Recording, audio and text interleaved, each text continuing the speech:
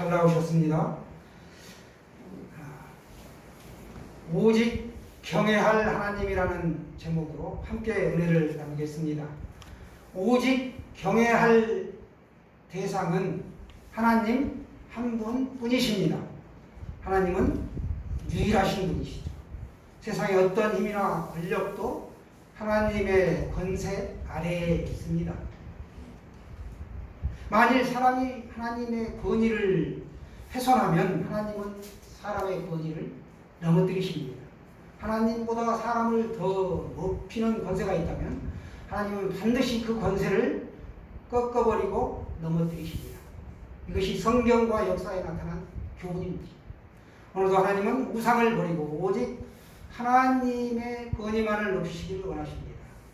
여호와도 경외하라가 아닙니다. 오직 너희 하나님 여호와를 경외하라. 하나님은 우상을 꼬꾸라뜨리시죠. 하나님은 우상을 싫어하시며 하나님 외에 다른 신을 섬기면 재앙과 환난을 내십니다. 우상은 사람이 만든 것으로 겉으로 보기에는 크고 화려해 보입니다. 비록 그들에게 이목구비가 갖춰져 있고 손발이 있어도 그것들은 아무 기능도 하지 못합니다. 하나님은 우상을 만드는 사람이나 섬기는 사람들을 우상과 함께 멸망시키십니다. 그들은 반드시 멸망당한다라고 성경에도 기록하고 있습니다. 비록 우리가 이목구비가 이렇게 잘생기고 못생긴 사람이 있고 또 외모가 천태만상이지만 우상과는 철저하게 다른 것이죠. 우상에게는 인격이 없고 우리는 인격이 있죠. 그래서 우상은 사람이 만든 수공물이라 아무런 능력이 없습니다. 이스라엘은 이렇게 성경에서 수차례 너희가 나 외에 다른 신을 섬기지 말라, 우상을 섬기지 말라 라고 교훈하고 있음에도 불구하고 믿음에서 떠나 우상을 섬기게 됩니다. 그래서 점차 국력이 약화되는 가운데 이제 그들이 멸망당하게 되는 길로 가게 되죠. 오늘 본문 말씀에 앞서서 블레셋과의 전쟁이 두 차례 일어납니다. 이스라엘이 처음 블레셋과의 전쟁에서 4,000명가량의 군사가 죽는 패배를 당합니다. 그러자 이스라엘 장로들이 모여 이 패배의 원인을 규명하는 회의가 열리게 되는데 이때 한 장로가 일어나 우리가 패배한 것은 하나님의 언약궤를 메고 가지 않았기 때문이다. 만약 우리가 언약궤를 메고 가면 행운이 따를 것이고 반드시 승리할 것이다. 이렇게 얘기하자 이 말이 이스라엘 백성들의 마음을 크게 고무시켰습니다. 그래서 이스라엘 백성들이 다시 군대를 소집하고 이번에는 언약궤를 앞세우고 블레셋과의 전쟁을 하게 됩니다. 그들은 이번에는 승리할 줄 알았습니다. 그런데 그 결과는 그들의 예상을 완전히 뒤집어 놓았습니다. 오히려 첫 번째 전투보다 훨씬 더 많은 3만 명이 죽는 참패를 당하고 말았습니다. 이 전쟁에서 왜 졌을까요? 이스라엘이 이 전쟁에서 진 이유는 하나님이 블레셋을 막대기와 채찍으로 사용하는 것을 몰랐기 때문이고 또 하나의 이유는 하나님의 언약궤를 일종의 수호신이나 부적증으로 여겼기 때문에 그와 같은 결과가 나타난 것입니다. 우리도 승용차나 몸에 장신구로서 십자가 문양을 하고 다닙니다. 그러나 그것이 우리의 삶에 단순히 지니고 다닌다고 해서 어떤 큰 능력을 발휘하는 것이 아닙니다. 그 중심의 마음이 중요한 것이죠. 오늘 보면 사무엘상 5장 1절에서 12절까지의 이 말씀을 쭉 요약해서 한 문장으로 나타내면 블레셋이 하나님의 궤 때문에 벌을 받았다 입니다. 궤는 물건을 넣도록 나무로 네모나게 만든 그릇이죠. 궤짝이나 상자 모양입니다. 하나님의 궤, 여호와의 궤, 법궤, 증거궤, 언약궤 다 같은 이름입니다. 조각목으로 만들어 순금을 씌웠습니다. 조각목 하게 되면 성경에는 아카시아 나무라고 이야기합니다. 우리나라에서 자생하는 이 나무는 에컷이죠. 그러니까 일본에서 들어온 품종인데 굉장히 산하에 많이 널려 있습니다. 정확한 이름은 에크시고 성경의 아카시아는 서부에 있는 것들이 그 아카시아 나무입니다. 그래서 순금하게 되면 99.99%, 소수점 이하가 10라인, 10개까지 나가는 그거를 우리가 순금이라고 하는데 불순물이 전혀 섞이지 않는다는 것이죠. 발음하기도 힘들어요. 99.99999 9번에 그친 것 같네요. 이 순금으로 씌웠다는 것이죠. 언약궤에는 뭐가 들어있는지 다 기억하시죠? 유대 광야 40년 동안 백성들이 먹었던 만나를 담은 금항아리가 있었습니다. 또 아론의 쌍난 지팡이가 들어있었죠. 아론은 모세보다 3살 더 먹은 위의 형으로 최초의 이스라엘 민족의 대제사장입니다. 오늘 민수기 16장에 보시면 모세와 아론의 권위에 대적해 고라와 다단과 아비람 등이 반역을 일으킵니다. 그런 사건이 등장하는데 그들이 말합니다. 모세와 아론만, 그들만 하나님이 지도자로 세우느냐, 우리도 하면서 대적하게 됩니다. 그래서 이후에 17장에 보시게 되면 하나님은 이스라엘 12지파에서 지팡이 하나씩을 내라 하고 명령하십니다. 그리고 이튿날 가봤더니 아론의 지팡이에만 싹이 나 있고 그 살구나무에 싹이 났는데 꽃이 피고 열매가 맺어 있다. 살구 열매가 맺혀 있었습니다. 즉 택함을 받은 사람의 지팡이에서 싹이 난다는 징표, 이적을 보여주신 것입니다. 이것은 대제사장의 권위가 절대적이라는 것이죠. 아무나 되는 것이 아니라 하나님의 거에 택함받은 것이다 라는 것을 말씀하고 있습니다. 또 세 번째는 십계명을 적어둔 2개의 돌판이 들어있었습니다. 첫 번째 돌판은 백성들이 모세가 시내산에 올라갔을 때 황금 송아지를 만들어 놓고 우상을 섬기는 축제를 벌이는 걸 보고 모세가 깨뜨려 버리죠. 두 번째 올라가서 받은 돌판이 있습니다. 시내산이 굉장히 높은 산이에요. 2285m니까 우리 한라산보다는 높고 백두산보다는 낮죠.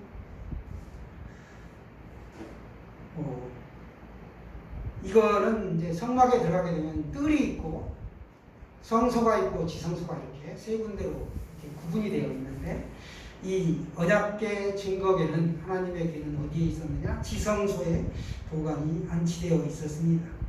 이 상자로서 종교적으로 가장 신성시되었고 하나님께서 함께 하신다는 것, 하나님의 임재를 상징했습니다. 언약궤는 그래서 하나님의 임재와 능력을 기억하게 하는 상징물이 되었습니다.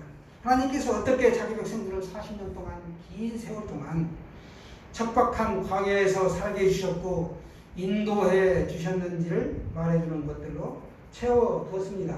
이렇게 채워두었던 이유가 무엇인가? 대대로 여호와 앞에서 그 은혜를 기억하라는 뜻에서였습니다. 광야 생활 동안 이스라엘 백성들은 항상 언약궤를 앞세우고 행진했고 모든 어렵고 힘든 시련들을 이겨냈습니다. 그러는 과정에서 어느 순간 그들과 주변 적들은 이 궤가 자신들을 지켜주고 보호하고 있다는 미신적이고 주관적인 생각을 갖게 되었습니다. 그래서 전쟁에서 승리한 블레셋 사람들은 이 언약궤를 빼앗아서 에벤에셀에서 가져갔습니다. 블레셋은 어떤 민족인가? 오늘날의 팔레스타인의 기원이 된 민족입니다. 지금도 그 지역에는 분쟁이 끊이지 않죠? 얼마 전에도 가자 지구에서 전투가 있었습니다. 이스라엘 백성들이 할례받지 못한 이방 민족으로 이 블레셋 민족을 멸시하고 천대하였습니다. 그런데 이 블레셋 민족은 대단히 호전적이어서 이스라엘을 오랫동안 무척 괴롭혔습니다. 이스라엘의 초대왕 사울도 이 블레셋과의 전투에서 싸우다가 전사하죠. 또 소년 다윗은 블레셋의 거인 장수 골리앗을 물매를 던져 돌멩이 하나로 죽입니다. 그래서 이 전설이 쭉 내려오다가 16세기경에 한 젊은 학생이 블레셋 사람 하게 되면 무식하고 교양 없는 사람의 대명사로 사용하기 시작한 것이 18세기를 거쳐오면서 문학작품에도 무식하고 교양 없는 사람 하면 블레셋 사람 이렇게 지칭했습니다. 우리 혹시 뭐 지방색으로 강원도 사람 하면 뭐 하듯이 그렇게 멸시했다는 것이죠. 그것이 오늘날까지 굳어져서 문학작품에 수없이 나타나고 있습니다. 그만큼 블레셋 하면 나쁜 이미지가 고착화된 민족입니다. 미신적이고 이 주관적인 생각을 갖고 있었는데 이 블레셋 사람들이 언약궤를 빼앗아서 에베네셀이 하나님 굉장히 큰 역사를 했던 지역이죠. 에베네셀에서 아스돗으로 가져갑니다. 아스돗은 블레셋에 5도시가 있었는데 이 5도시 가운데 가장 중요하고 큰 도시였습니다. 블레셋 사람들은 하나님의 궤를 다곤 신전으로 가져가서 다곤 신상 곁에 두었습니다. 다곤은 블레셋이 섬기는 신의 이름인데 바알 신의 일종이었습니다. 다산과 풍작을 가져다 준다고 여기는 농사의 신으로 바는 사람이고 바는 물고기 형태의 형상을 띠고 있었습니다. 하나님의 궤를 다곤 신상 곁에 두었다. 이 의미는 전쟁에서 승리한 나라가 패전국의 기념물을 가져다가 그들의 신들을 가져다가 백성 앞에 전시하며 승리를 자축하던 그런 풍습을 따른 것입니다. 그러나 이것이 오히려 블레셋에게 재앙을 불러오게 되죠. 아스돗 사람들이 이튿날 아침에 일찍 일어나 보니 다곤 신상이 여호와의 궤 앞에 엎어져서 얼굴을 땅에 박고 있었습니다. 그들은 다곤을 일으켜 다시 제자리에 세워두죠. 그 다음날 아침에 그들이 일찍 일어나 보니 다곤이 또 여호와의 궤 앞에 엎어져서 땅바닥에 얼굴을 박고 있었습니다. 그들은 다곤을 일으켜 이번에도 제자리에 세워둡니다. 그 다음날 일어나 보니 다곤이 또 여호와의 궤 앞에 엎어져서 땅바닥에 얼굴을 박고 있었는데 이번에는 다곤의 머리와 이 두 손목이 잘려서 문지방 위에 나 뒹굴고 있었습니다. 그러니까 이 다곤의 몸뚱이만 남은 것이죠. 하나님께서 우상을 꼬꾸라뜨리신 것입니다. 이걸 본 블레셋 사람들은 자신들의 신인 다곤보다 이스라엘의 신인 여호와 하나님이 더 큰 힘과 권세를 가지고 계십니다 라는 것을 몸소 체험하게 되었습니다.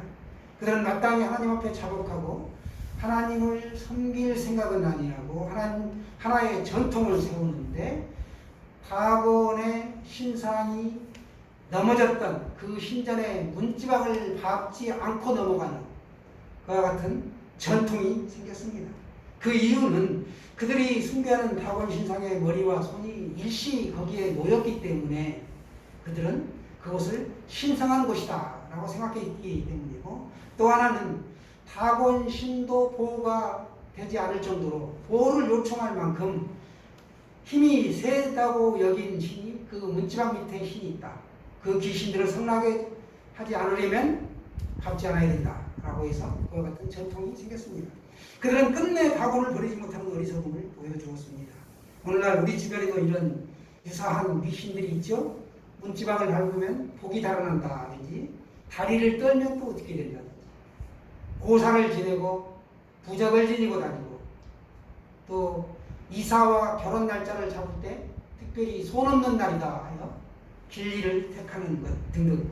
하나님을 믿는 사람은 이러한 미신을 믿거나 두려워할 필요가 없습니다.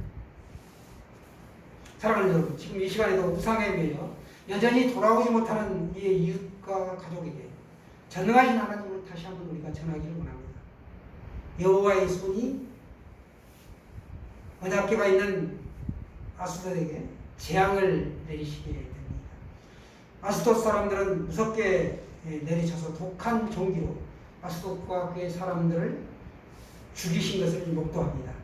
독종이라 하면 악성 종양과 지들로 인한 재앙, 즉 패스트 같은 걸 말하죠. 하나님께서 종기 재앙을 내리신 것입니다. 아스돗 사람들이 이것을 보고 이스라엘 신의 궤를 우리가 있는 곳에 두어서는 안 되겠다 하여 이것 어디로 보냅니까? 가드로 보내죠.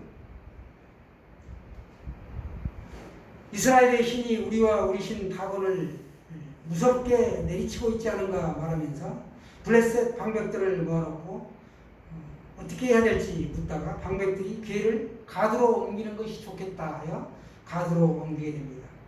그들은 언약궤를 다른 성으로 옮겨서 하나님의 진노를 멈추게 하고자 했지만 전혀 소용이 없었습니다. 우상 숭배에 대한 하나님의 진노는 이와 같이 끝이 없으십니다. 그들이 그 궤를 가드로 옮긴 후에 여호와의 손이 그 성읍을 또한 내리쳐서 힘이 큰 환난이 그 성읍에 임하게 됩니다.